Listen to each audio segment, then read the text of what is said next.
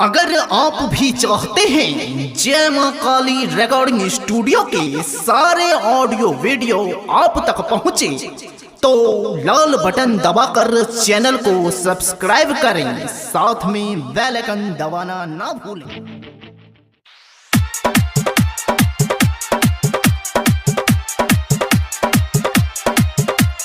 अभी आप सुन रहे हैं जय मां काली रिकॉर्डिंग स्टूडियो फुलपरास चौक से।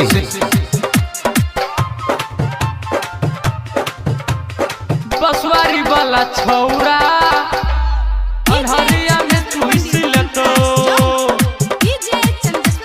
अनहरिया में चुइस लेतो।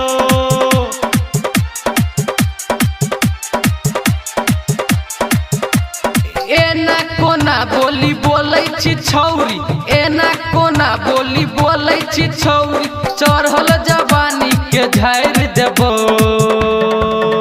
हे गे बसवारी वाला छौरा अनहरिया में चुइस लेतो। बसवारी वाला छौरा अनहरिया में चुइस लेतो, अनहरिया में चुइस लेतो, चुइस लेतो।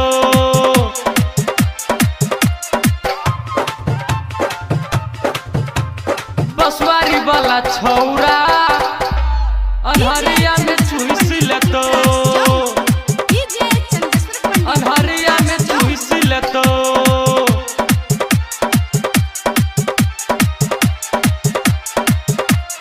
गोरे गोरे गाल पे तिलबा लागै छौ कमाल गे, लागै छौ कमाल गे। फाटल फाटल जींस पहन के घूमै छी बाजार गे, घूमै छी बाजार गे।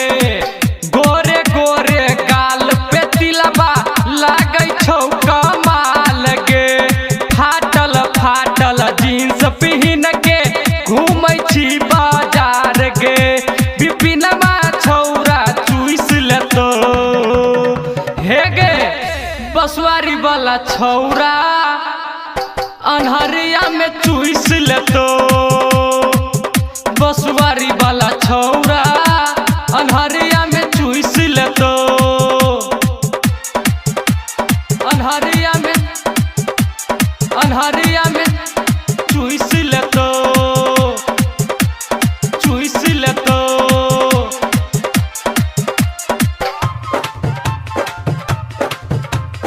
बसवारी वाला छौरा अनहरिया में चुइस लेतो,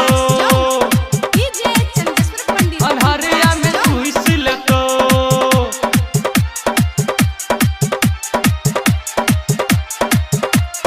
बाज नये ना तू हे गे गोरकी चुमा ले बहुगाल में, चुमा ले बहुगाल में। डीजे पे तोरा हम नचेबो भैया के बारात में, भैया के बारात में। बाज नये ना तू हे गे गोरकी चुमा ले बहुगाल में।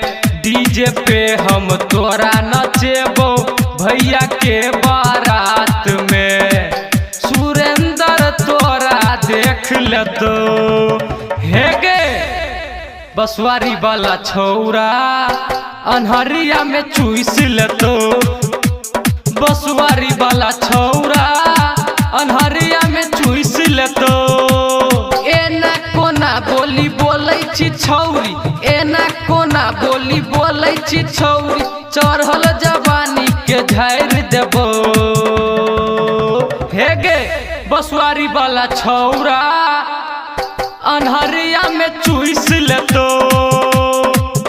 बसवारी वाला छौरा अनहरिया में चुइस लेतो। चंदेश्वर पंडित फुलपरास चौक 91 13 90 67 65।